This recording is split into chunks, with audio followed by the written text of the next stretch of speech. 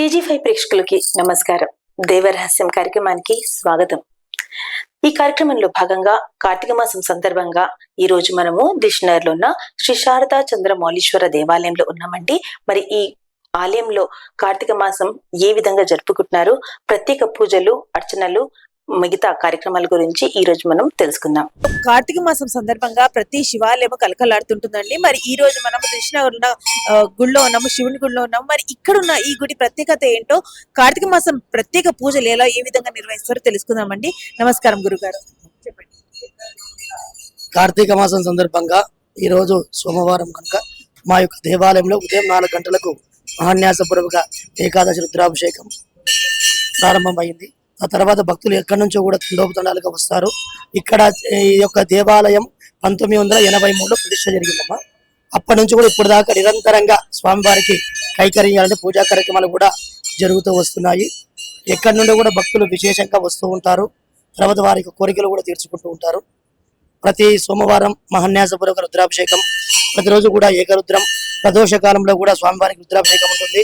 ప్రతి మంగళవారం కూడా సుబ్రహ్మణ్య స్వామికి విశేషంగా కళ్యాణం కాని వాళ్ళు, సంతానం కాని వాళ్ళు, వివాహం, తర్వాత ఉద్యోగం, వ్యాపారం, ఇవన్నీ సంబంధించిన ప్రతి ఒక్కరు కూడా ఇక్కడ వచ్చి సుబ్రహ్మణ్య స్వామికి అభిషేకం చేయించుకుంటూ వారి కోరికలు కూడా తీర్చుకుంటూ ఉంటారు. తర్వాత ప్రతి మహాశివరాత్రి రోజు కూడా కళ్యాణం జరుగుతుంది స్వామివారికి. ప్రతి పౌర్ణమి రోజు కూడా విశేషంగా అమ్మవారికి చండీ యాగం జరుగుతూ ఉంటుంది.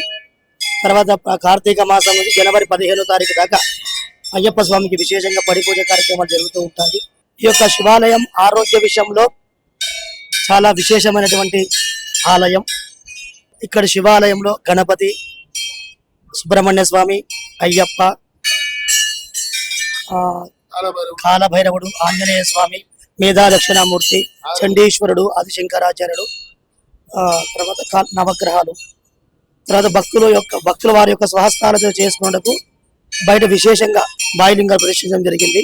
వారి యొక్క స్వహస్తాలతో వారు చేసుకోవటం భక్తులను. ఈ దేవాలయం గత 40 సంవత్సరాలుగా శారదా పీఠం వారిచే నిర్వహించబడిన శ్రీ శారదా చంద్రమౌళీశ్వర స్వామి ఇక్కడ 40 సంవత్సరాలుగా పూజలు అందుకుంటున్నారు.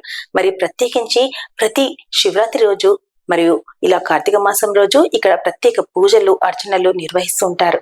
మరి ఆ అభిషేకాలు, ఆ పూజలు, అర్చనలు ఇప్పుడు మనం చూద్దాం.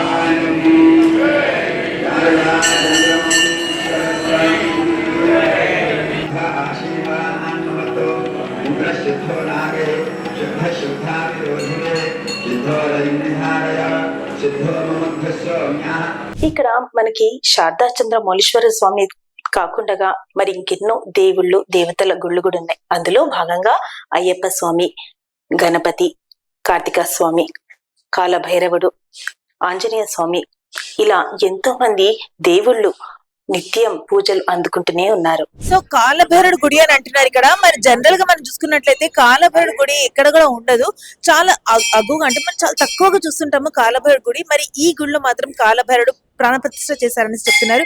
మరి ఆ ప్రాణప్రతిష్ఠ ఏ విధంగా జరిగింది, ఎప్పుడు జరిగింది, దాని వివరాలు ఏంది ఇప్పుడు మనం తెలుసుకుందాం. గురుగారు చెప్పండి, కాలభైరుడు ఎన్ని సంవత్సరాలుగా ఇక్కడ ఉన్నారు, ప్రాణ ప్రతిష్ఠ చేస్తున్నారు, మరి ఎప్పటి నుంచి ఇక్కడ పూజలు నిర్వహిస్తున్నారు? ఇక్కడ కాలభైరవ స్వామి అనే దేవుడు సుమారుగా ఒక 15 సంవత్సరాల నుంచి స్థాపించబడింది. ముందుగా 1983లో శివాలయ ప్రతిష్ఠ జరిగింది. ఆ తర్వాత ఒక 3 సంవత్సరాలు తర్వాత మళ్ళీ అయ్యప్ప, గణపతి మరియు సుబ్రహ్మణ్య స్వామి, ఆ తర్వాత ఆంజనేయ స్వామి, ఆ తర్వాత వచ్చేసి ఆదిశంకర స్వామి, ఒక 2 సంవత్సరాల క్రితం చండీశ్వర స్వామి కూడా కొత్తగా మా గుడిలో ప్రతిష్ఠ చేయబడింది. అలాగే ఇక్కడ ఒక్కొక్క దేవుడికి ఒక్కొక్క ప్రత్యేకత. అంటే కాలభైరవ స్వామికి ఏంటంటే మామూలుగా దిష్టి నివారణ, అలాగే నర దృష్టి అలాంటిది ఏదైనా ఉన్నట్టయితే కాలభైరవ స్వామి మామూలుగా గుమ్మడికాయతో దిష్టి తీసి దీపాలు వెలిగిస్తారు. అందుచేత అది చేసినట్టయితే ఆ వారికి వ్యాపార మూలకంగా కానీ లేక వ్యక్తుల మూలకంగా కానీ ఏదైనా కానీ దిష్టి నివారణకు సంబంధించింది తొలగిపోతుంది. అలాగే కాలభైరవ స్వామికి ప్రత్యేకంగా అంటే ఆశ్లేష నక్షత్రం లేక ఏదైనా బుధవారం నాడు, అష్టమి రోజు, అమావాస్య రోజున అభిషేకాలు చేయించుకున్నట్టయితే వారికి సకల బాధలు, సకల రుణ బాధలు, సకల దిష్టి బాధలు, ఏ బాధ అయినా కానీ తగ్గిపోతుంది. గణపతికి వచ్చినట్టయితే మనకు ఏదైనా ఆటంకాలు కానీ రాకుండా కాపాడని గణపతి. తర్వాత వచ్చేసి అయ్యప్ప అనేది ఆశ్వయుజ మాసంలో అమావాస్య మరునాడు అయ్యప్ప మాలాధన జరుగుతాయి. అక్కడి నుంచి మొదలు పెడితే మళ్ళీ మకర జ్యోతి అంటే జనవరి 15 వరకు ప్రతిరోజు పడి పూజలు, పొద్దున్న సాయంత్రం పడి పూజలు ఉంటాయి, మాలాధారణ కార్యక్రమాలు ఉంటాయి. అనేక భక్తులు, అయ్యప్ప భక్తులు చాలా మంది వస్తారు. ప్రతిరోజు అన్నదాన కార్యక్రమం జరగబడుతుంది. అలాగే సుబ్రహ్మణ్య స్వామి వచ్చేసి ఏదైనా వివాహ ఆటంకాలు, కుజదోషాలు, సర్పదోషాలు, కాలసర్పదోషాలు, నాగదోషాలు, సంతాన సమస్యలు, వివాహ సమస్యలు, లేక ఏదైనా రుణ బాధలు, ఏ కష్టాలైనా కానీ ఆ యొక్క సుబ్రహ్మణ్య స్వామి ప్రతి మంగళవారం రోజు ఉదయం 7:30కి అభిషేకాలు జరగబడతాయి. అటు అభిషేకంలో పాల్గొన్న వారికి వారి కోరికలు కానీ, వాళ్ళ బాధలు కానీ, రుణ బాధలు కానీ ఏవైనా కానీ తప్పకుండా తొలగిపోతాయి. అందుకు నిదర్శనం కూడా ఉంది. 1-2 కాదు, కనీసం ఒక 200-300 నిదర్శనాలు ఉన్న సుబ్రహ్మణ్య స్వామి. చాలా మంది కళ్యాణాలు కూడా జరిగినాయి. కళ్యాణం అయినాక ఇక్కడికి వచ్చి మాకు కళ్యాణం అయింది, ఇక్కడికి వచ్చి సంతానం కలిగింది అంటే ఏ సమస్య ఉన్న వాళ్ళు కూడా ఆ సమస్య తొలగిపోయాయి, వచ్చి మళ్ళీ ఇక్కడ స్వామివారికి చెప్పుకోవడం కూడా జరిగింది. అలాగే శివాలయంలో ప్రతిరోజు ఉదయం సాయంత్రం అభిషేకాలు. ఉదయం ఒకసారి, సాయంత్రం ఒకసారి. అంటే పొద్దున ప్రాతः కాలాభిషేకం, మళ్ళీ ప్రదోష కాలాభిషేకం, ఈ 2 మాత్రం జరుగుతాయి. అలా శివాలయంలో కూడా శివుడి దగ్గర ఇంకా అన్ని దేవుళ్ళు పవర్ఫుల్లే, అందులో శివాలయం ఇంకా పవర్ఫుల్, విశేషమైనటువంటి దేవుడు. ఇక్కడ ఎంత మనం అంటే పని చేసే ఒత్తిడి కనబడదు దేవుడి దగ్గర, అలా మంచిగా చేస్తారు. అలాగే ఆ శివాలయంలో కూడా భక్తులు వచ్చి వాళ్ళ కోరికలు నెరవేర్చి పోయిన రోజులు కూడా ఉన్నాయి, ప్రస్తుతం జరుగుతున్నాయి కూడా, ఇప్పుడు ప్రజెంట్ కూడా జరుగుతున్నాయి. కొంతమందికి ఉంటుంది 10 సంవత్సరాలు 20 సంవత్సరాల సంతానం కాకపోవడం, లేక ఏదైనా సమస్య వివాహం కాకపోవడం, అలాంటివి జరుగుతుంటాయి కదా. అలాంటి వాళ్ళు కనుక ఇక్కడికి వచ్చి కనీసం ఒక 6 సోమవారాలు ఖచ్చితంగా అభిషేకం చేయించుకున్నట్టయితే వారికి ఉన్నటువంటి సమస్యలు కూడా తొలగిపోతాయి. అలా ఇక ఆంజనేయ స్వామి కంటే మామూలుగా శనిగ్రహ పీడలు, లేక ఏదైనా పీడ కళలు, ధైర్యం, అటువంటి వారికి సంబంధించిన వాడు ఆంజనేయ స్వామి దగ్గర కూడా ప్రత్యేకంగా మంచి అభిషేకాలు చేయించుకొని వాళ్ళ కోరికలు కూడా తొలగిపోతాయి. అందుకు ప్రత్యక్ష నిదర్శనాలు కూడా ఉన్నాయి. అలా ఒక్కొక్క దేవుడికి ఒక్కొక్క ప్రత్యేకత. కాబట్టి ఈ దేవాలయంలో ఒక్కసారి దర్శించుకున్న వాళ్ళు మళ్ళీ ఖచ్చితంగా దేవాలయానికి వచ్చేటువంటి పరిస్థితి కల్పించేవాడు ఈ శివుడు గాని, గణపతి గాని, అయ్యప్ప గాని, సుబ్రహ్మణ్య స్వామి గాని. అలా అది ఇక మిగతా ఈ చండీశ్వరుడు అంటే మనం శివాలయానికి వచ్చినప్పుడు ఏంటంటే మనం ప్రసాదం పట్టుకుపోవాలి, ఒక కొబ్బరి చిప్పన, రడ్డి పండ. అందుకే చండీశ్వరుని ఒక ఆజ్ఞ ఉండాలి. అంటే చండీశ్వరుని దగ్గర మనం అడగాలంట, స్వామి స్వామి అంటే అందుకోసం అని చెప్పి ఇక్కడ చండీశ్వర స్వామిని కూడా ప్రదర్శించారు. ఆ చండీశ్వర స్వామి అంటే ఒక 2 సంవత్సరాలు అవుతుంది. తర్వాత శంకరాచార్యులు జగద్గురువులు. అది ఈ ఆలయ విశేషంగా ముఖ్యంగా ఏంటంటే ఏ దేవుడితో చేసుకున్నా, ఏ దేవుడితో అభిషేకం చేసుకున్నా వారి కష్టాలు కానీ, సమస్యలు కానీ అవన్నీ తొలగిపోతాయి. నిత్య శ్రీరస్తు, నిత్య సన్మంగళాని భవంతు. బోలో శారదా చంద్రమౌళీశ్వర స్వామి భగవానికి జై. అలాగే ఈ యొక్క పీఠం శారద శృంగేరి సంస్థానం భారతీ తీర్థానంద స్వామి వారు. అలాగే మొన్న ఒక వారం రోజుల క్రితం ఈ దేవాలయానికి సంబంధించినటువంటి స్వామి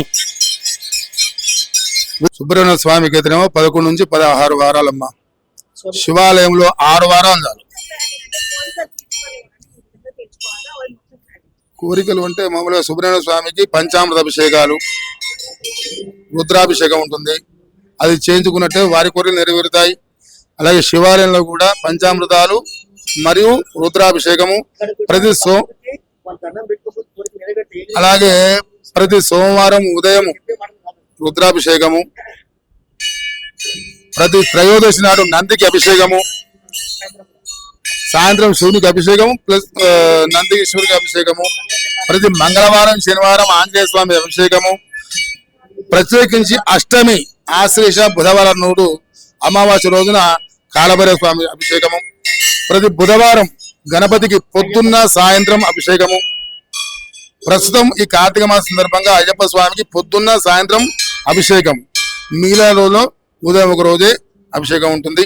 అలాగే సుబ్రహ్మణ్య స్వామి కూడా ప్రతి మంగళవారం విశేషించి అభిషేకము, ప్రతి మంగళవారం భక్తుల చేత అభిషేకం చేయబడుతుంది. మిగతా రోజుల్లో బ్రాహ్మణులు అంటే మేమే చేయడం జరుగుతుంది. ఉదయం 5 గంటలకి అభిషేకం జరపబడుతుంది. తదుపరి మామూలుగా అర్చనలు జరపబడతాయి. ఆ తర్వాత దీపదానాలు, జ్వాలాతోరణం ఉంటుంది, దీపదానాలు జరుగుతాయి. భక్తులు అధిక సంఖ్యలో వచ్చి స్వామివారు దర్శించుకొని స్వామివారి యొక్క అనుగ్రహానికి పాత్రలు అవుతారు.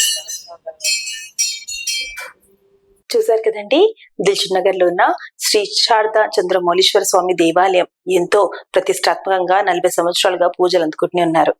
మరొక దేవరహస్యంలో మళ్ళీ కలుద్దాం. అంతవరకు సెలవు. నమస్తే.